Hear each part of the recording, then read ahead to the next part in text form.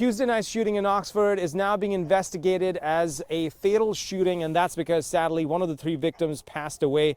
Hi, I'm Faraz Javed for 7 News Detroit. Now this happened on Christmas Eve at 6:30 p.m.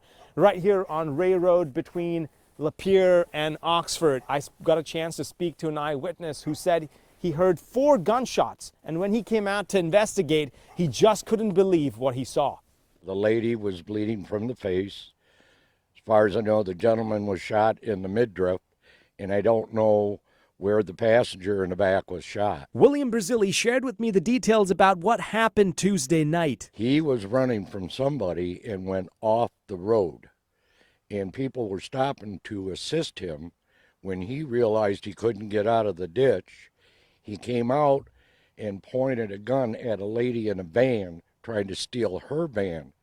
When she ran off, he ran up and shot the other 3 victims in the car. I'm assuming they weren't going to give up their vehicle. Then he had ran off and jumped into somebody else's car and took off. 7 News Detroit crew captured the aftermath as the sheriff's deputies investigated the crime scene in the area involving people in the 3 vehicles. A van was a little more to the side.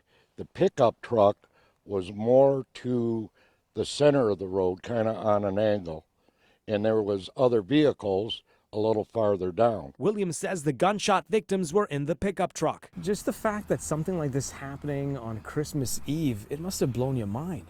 It was devastating. And the bad part is, if somebody has an issue and they pull off the road or they go off the road, 90% of the people are going to stop to assist them. So what does this tell you now? You're afraid to stop and help somebody because somebody is going to come out with a gun and shoot you. I tried to reach out to the Oakland County Sheriff's Office for an update on the investigation, but due to the Christmas holiday, no one was available. However, on social media, the Sheriff's Office shared in part, at this point, it appears that the terrible events of last night were completely random, with the suspect just passing through the community when he went off on a violent spree at multiple locations. He is a convicted felon with multiple past weapon offenses, and we intend to seek every possible charge against him. He is being held in our jail pending formal charges. How are you doing after this incident? I was a little shooken up, but I've calmed down. And it makes you nervous, you know, because I lock the doors more now than I've ever have. And I do have a CPL, so I carry a gun.